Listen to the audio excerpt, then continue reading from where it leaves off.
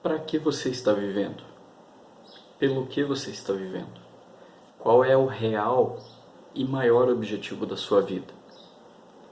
Assistindo telejornais, lendo revistas virtuais e jornais em sites na internet, me parece que a única preocupação do ser humano é o acúmulo de riquezas.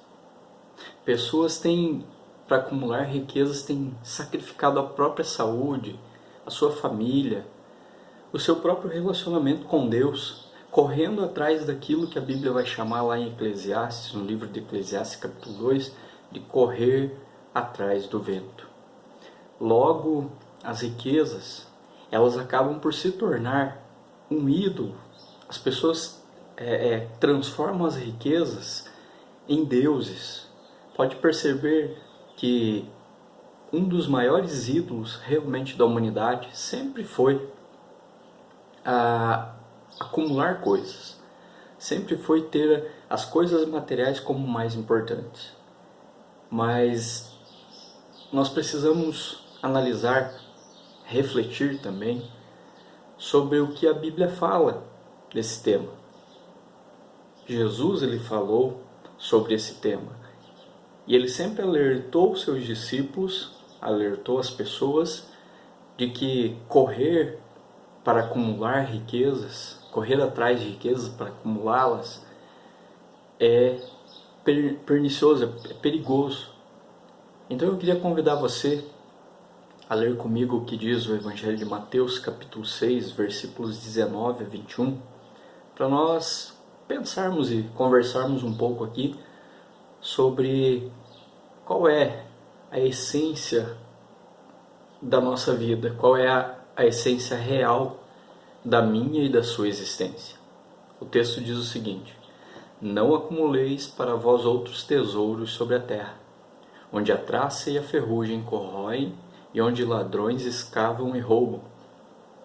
Mas ajuntai para vós outros tesouros no céu, onde traça nem ferrugem corrói, e onde ladrões não escavam nem roubam. Porque onde está o teu tesouro, aí estará também o teu coração. As palavras de Jesus, como sempre foram, elas não contêm meio termo. E nunca foram ditas para agradar os ouvidos dos seus ouvintes. Jesus ele tinha sim a missão de revelar aquilo que Deus quer das pessoas, quer do ser humano. E aqui nós temos a palavra de Deus sobre qual é o real sentido para a vida humana. É muito fácil analisar essa questão, pois se o objetivo da existência humana fosse o acúmulo de riquezas materiais, Deus assim nos teria revelado. Deus teria deixado escrito com todas as letras que o maior objetivo da nossa vida deveria ser correr atrás das riquezas, acumular as riquezas. Mas o que nós encontramos na página da Bíblia é justamente o contrário. A Bíblia, você não vai encontrar uma página da Bíblia incentivando ou ensinando a fazer isso. Você pode estar pensando: mas então eu não preciso trabalhar, eu não preciso me preocupar em obter coisas para o sustento da minha família. Perceba, não é sobre isso que o texto está falando. E a nossa reflexão aqui é sobre o que o texto está falando. O que nós estamos expondo aqui é que, com relação às riquezas, com relação aos bens materiais, é que eles não podem se tornar o centro da minha e da sua vida. Por consequência, aquilo em que nós depositaremos as nossas esperanças será a razão da nossa existência. Logo, se eu deposito a minha esperança, eu deposito a minha confiança nas riquezas materiais que são passageiras, conforme nós acabamos de ler no texto, logo a razão da minha existência, do meu viver, vão ser essas coisas. Mas o texto ele nos fala, e ele nos incentiva a buscarmos outro tipo de riqueza. A história humana conta que houve um tempo em que o ser humano negociava.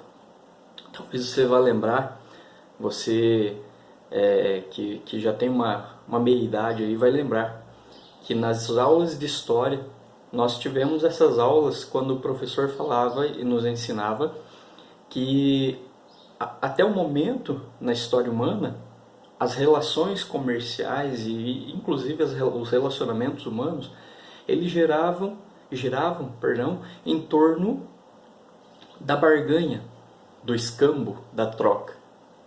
Só lá na frente que os objetos, as riquezas, os bens materiais passaram a ser vistos de forma matemática, passaram a ter um valor. Mas eu queria fazer uma reflexão aqui, né? Quem estabeleceu e da onde veio o padrão para estabelecer o valor de alguma coisa? Você já parou para pensar nisso? Quem que fez a primeira lista de quanto valem algumas coisas? Nós não sabemos e como isso surgiu, né? Mas a verdade, a realidade é que as coisas passaram a ter valor. E infelizmente, a vida humana também acabou tendo um preço. Pessoas matam outras pessoas por um preço. Pessoas, para se darem bem, como a gente costuma falar, passam por cima de outras pessoas, custe o que custar.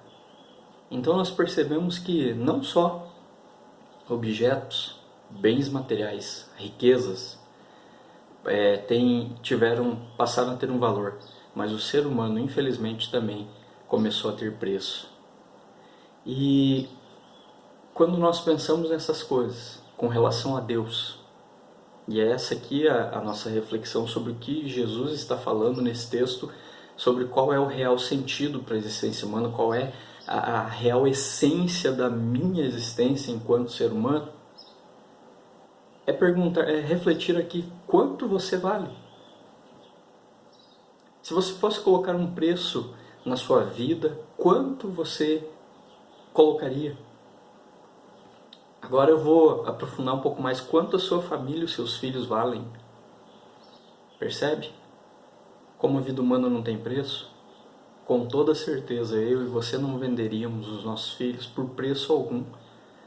Eu e você não colocaríamos um preço na nossa vida. Quanto que eu valho? R$1 milhão, R$2 milhões, muito pouco em relação à vida, em relação a tudo que significa ser uma pessoa, ser um ser humano. Então por que é que gastamos as nossas vidas tendo como objetivo acumular riquezas?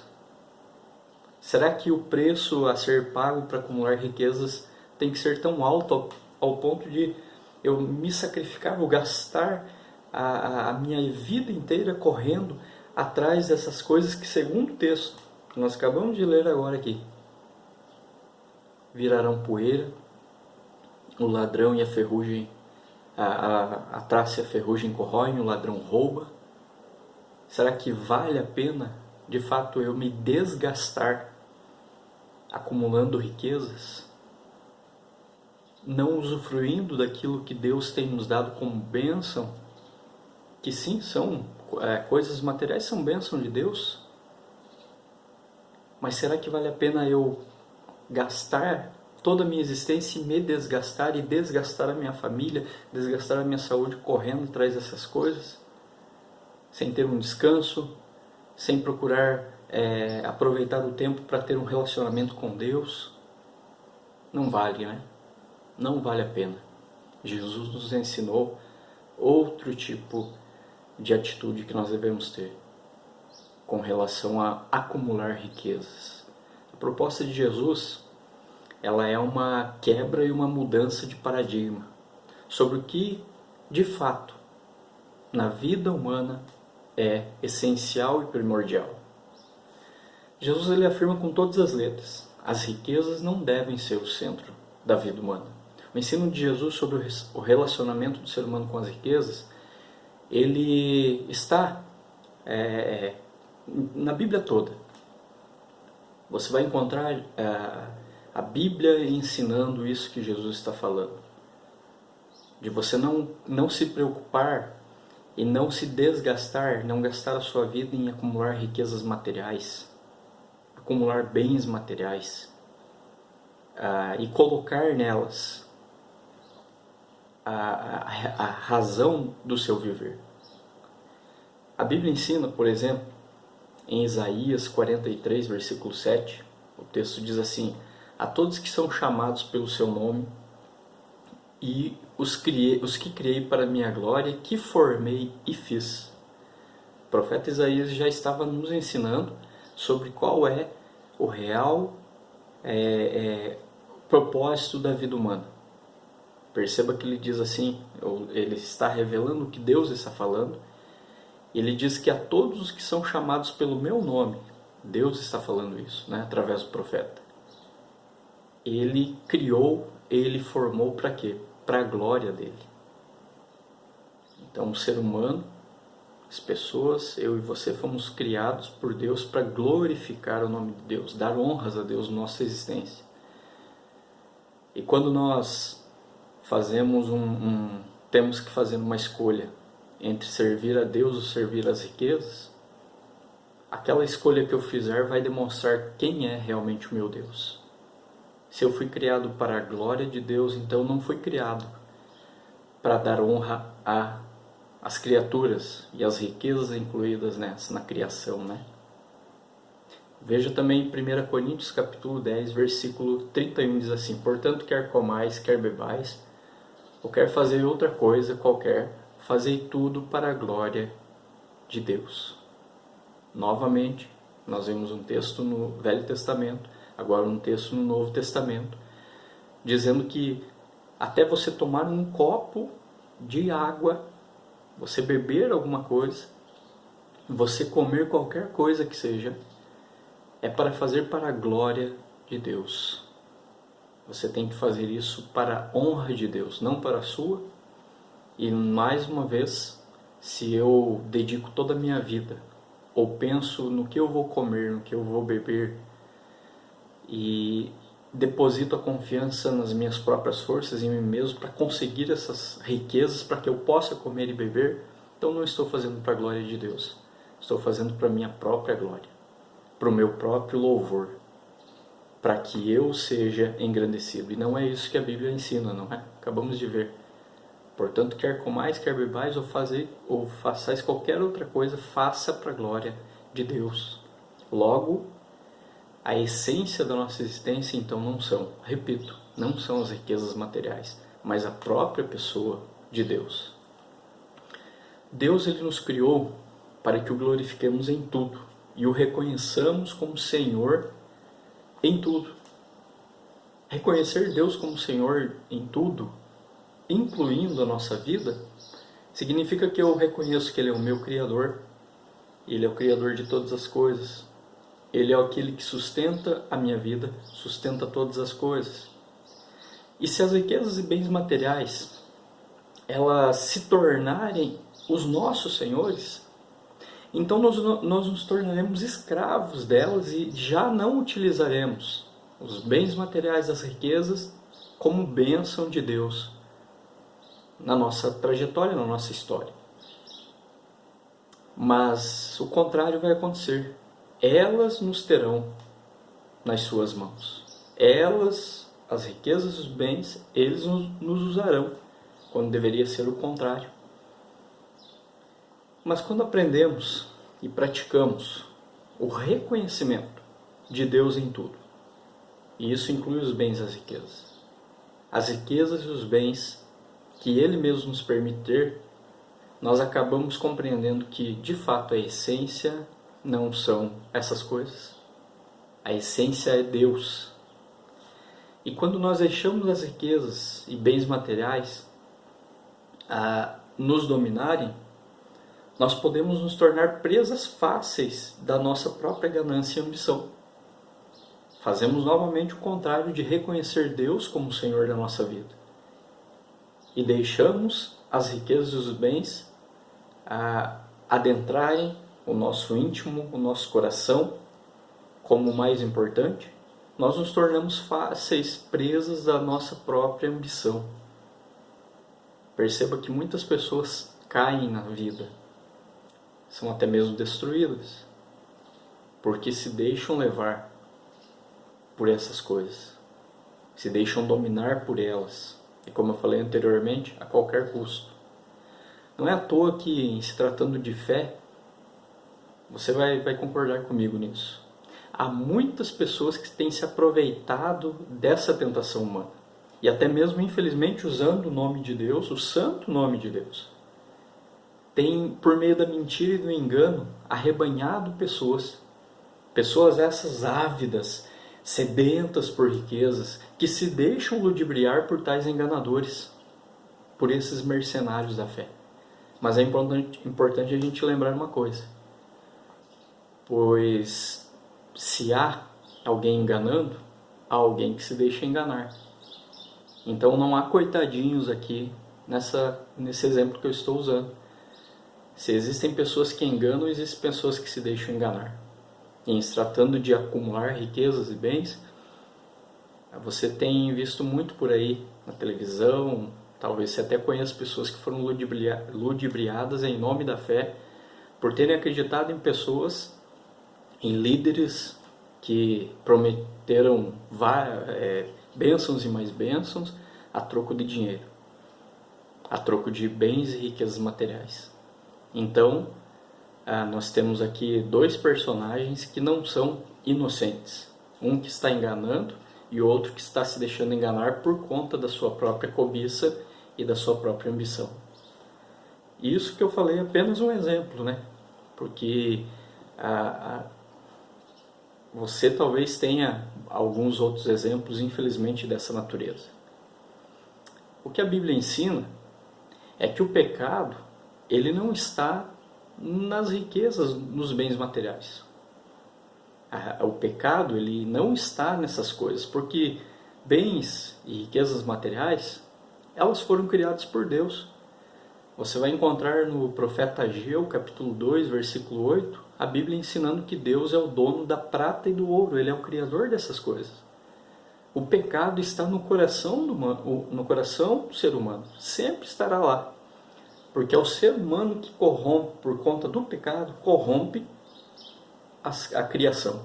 Desde o início, desde o Jardim do Éden, o ser humano tem corrompido a criação, infelizmente. Então, os bens e as riquezas também são corrompidas pelo ser humano. De quem são os bens e as riquezas que existem na face da terra? De quem é o carro que você tem na sua garagem? De quem é a casa que você tem? De quem é a roupa que você e eu estamos vestindo? Não são nossas, são de Deus. Deus criou toda a matéria-prima existente na face da terra, no universo. Deus criou todas as coisas, então é dele. Nós é que corrompemos, nós é que tentamos usurpar para nós algo que não é nosso. E aí tudo que vem por trás disso, né? Ganância, ambição, o ego humano. E o pecado, então, por estar no coração humano, que cobiça coisas terrenas, veja que o texto de Mateus, quando Jesus fala que não é para nós acumularmos tesouros na terra, Jesus está falando que esses tesouros na terra são fáceis de acabar, eles são frágeis. Por isso que quando uma pessoa ela deposita a sua razão de existência nos bens materiais e nas riquezas, a sua vida também acaba se tornando frágil demais. A sua esperança e confiança acabam se tornando frágeis demais. Deus, então, sendo o Criador de tudo que existe, com autoridade, Ele também possui todas as riquezas deste mundo. Salmo 24, versículo 1, por exemplo, vai dizer que ao Senhor pertence toda a terra e tudo o que nela se contém, o mundo e os que nele habitam.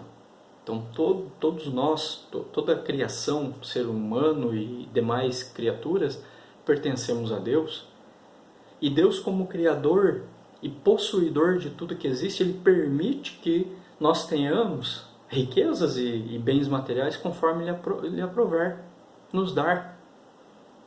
Mas ele nunca, repito, ele nunca disse que é para nós olharmos para essas coisas e transformarmos essas coisas e colocarmos essas coisas no lugar dele. Não, Deus, que é o dono de tudo, ele tem que ser o centro e a razão da minha e da sua existência.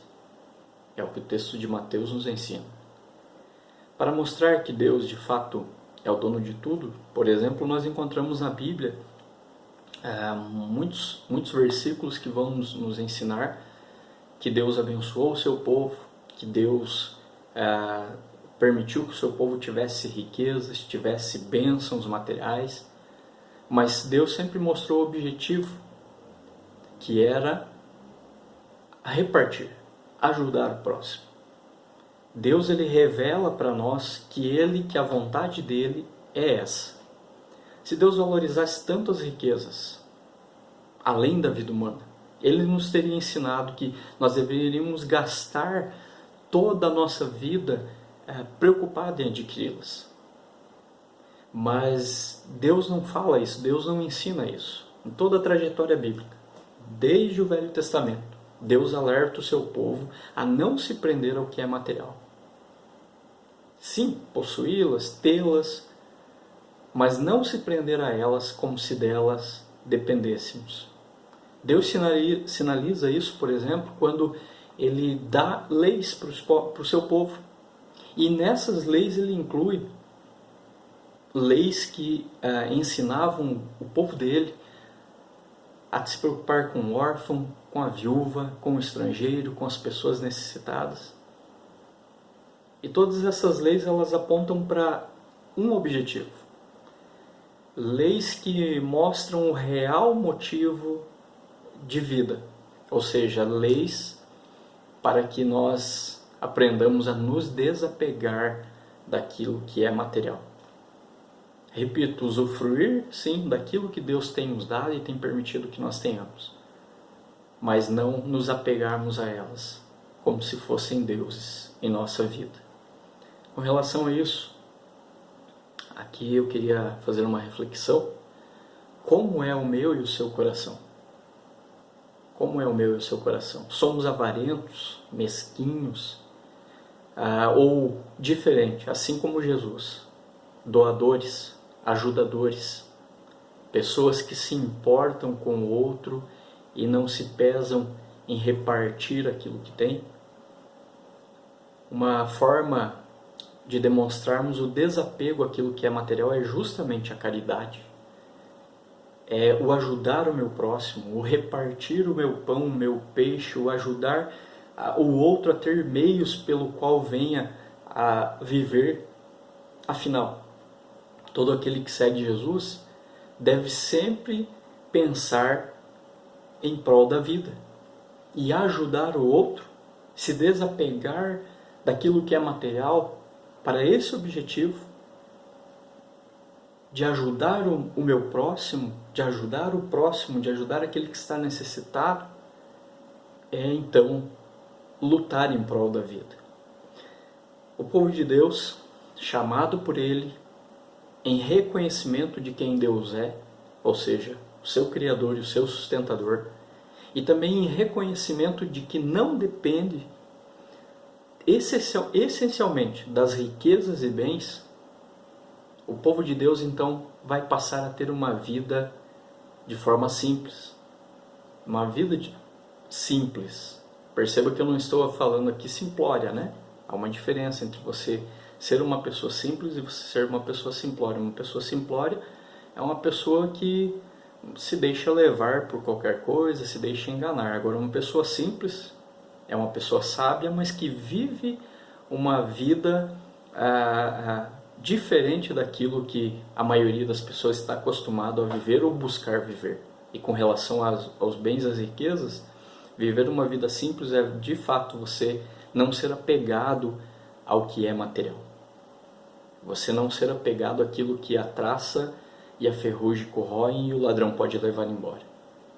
Mas viver uma vida simples é viver uma vida igual a Jesus, que deixou o seu trono, encarnou-se aqui na terra, viveu entre os seres humanos. O dono de tudo, o rei de tudo, aquele que possui uma coroa na sua cabeça, aquele que é dono de todas as bens e riquezas materiais. Ele veio à terra. E, inclusive, em um momento, ele passou até fome. Nós devemos então aprender com Jesus como ter essa vida simples. E no texto de Mateus capítulo 6, versículos 19 a 21, que é o nosso texto da nossa reflexão aqui, Jesus nos ensina isso.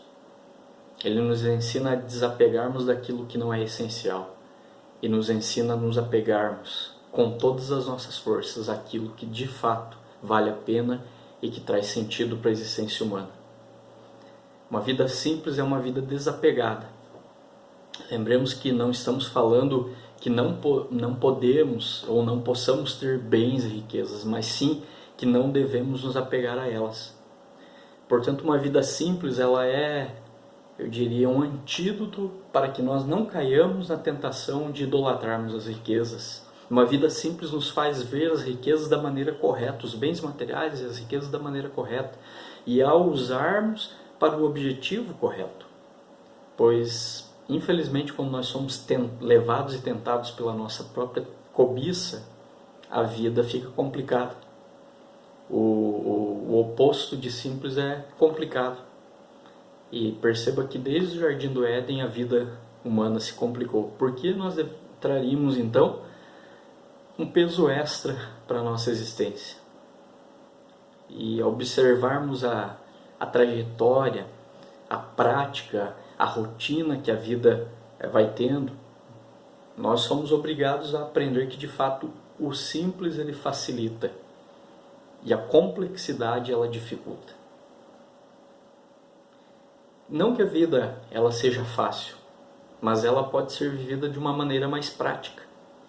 Para a glória de Deus, quando nós vivemos uma vida que de fato frutifica e nos desapegando então desse peso extra que o correr atrás das riquezas, do acúmulo de riquezas traz para nós, então a nossa caminhada ela fica mais leve, ela fica mais simples.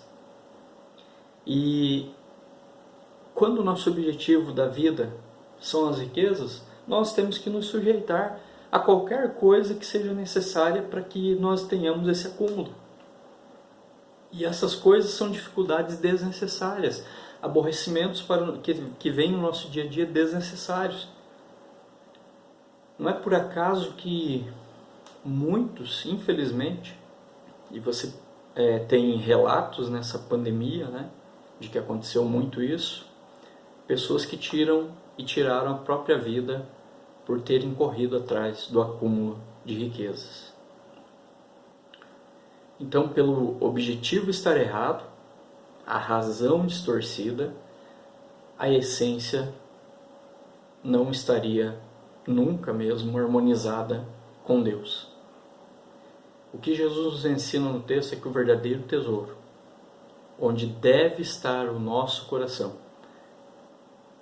é em um lugar apenas, em uma pessoa apenas, a pessoa de Deus. Percebamos como o princípio aqui ensinado por Jesus é simples. Eu vou ler o texto, né, novamente aqui com você, para você aprender algumas coisas dele. Diz Jesus, não acumuleis. Então fica a reflexão aqui, se Jesus está falando não acumular, por que eu vou acumular? Por que eu vou gastar a minha vida acumulando bens e riquezas materiais se eu não sei se eu vou estar vivo daqui a um segundo? Como diz um outro texto, nos Evangelhos, louco, o que você está conseguindo, o que você está acumulando, o que você está adquirindo, para quem vai ser? Você vai morrer e outro vai ocupar o seu lugar e usar essas coisas?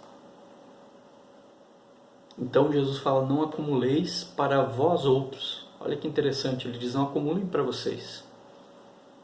Porque Jesus, como diz também os evangelhos, conhecia o coração e conhece o coração humano, o que se passa no coração humano. E o nosso coração pecaminoso, ele tende ao ego, à ambição, ao orgulho. Então não é para eu acumular para mim tesouros sobre a terra, tudo que é terreno, tudo que é passageiro e inconstante. Essa pandemia mostrou que se você colocar a sua esperança, a sua confiança, o seu coração, o seu tesouro nas coisas terrenas, você pode entrar em derrocada junto, porque a pandemia desestabilizou as riquezas, os bens, ceifou vidas. E Jesus então exemplifica dizendo que as coisas terrenas elas são consumidas, elas são frágeis. Mas o texto continua dizendo, e Jesus faz o contraponto, né, na continuidade do texto, quando ele apresenta o que é o mais essencial, o que deve ser o mais essencial, quando ele disse, mas, tem um mas aqui, né, não acumuleis tesouros terrenos, que são passageiros, mas, ou seja, ao invés de fazer aquilo, façam isso. Mas ajuntai, essa palavra ajuntai, ela tem o mesmo significado, o mesmo sentido de acumuleis no começo do texto. E você, ajuntar tem o sentido de você colecionar, você reservar. Perceba, Jesus está falando, não reservem, não acumulem, não colecionem bens materiais, passageiros, terrenos, mas ajuntai para vocês. Agora Jesus repete a expressão para vós outros. Agora sim ele está mostrando o que é essencial para mim, o que eu preciso ter na minha vida, o que eu preciso reservar e colecionar de fato. Mas para vós não, mas ajuntai para vós outros tesouros no céu, que é de fato uma vida real e verdadeira, desapegada do que é material e passageiro, mas é algo incorruptível, que não se desfaz, que não se acaba, que de fato vale a pena eu enterrar o meu tesouro ali, porque ninguém escava e não rouba. Interessante que Jesus ele ensina isso depois de ter ensinado a oração dominical. Você encontra então Jesus na famosa, chamada oração dominical, porque ela se refere ao Dominus, ela se refere ao Senhor, ao senhorio de Jesus sobre todas as coisas, ao senhorio de Deus sobre toda a criação, sobre toda a criatura. E quando Jesus então ensina a oração dominical, nessa oração nós aprendemos que confiamos o nosso pão de cada dia àquele que realmente pode nos dar. Então nós não idolatraremos as riquezas como se dela dependêssemos, mas reconhecemos que dependemos sim daquele que é eterno. E nós aprenderemos a depender todos os dias de Deus, na sua providência, que nos sustenta, que nos permite ter coisas, que nos permite nos alimentar. Logo, uma pessoa que tem o seu tesouro enterrado em Deus, ela viverá uma vida simples e dependente de Deus, pois o seu coração fora transformado.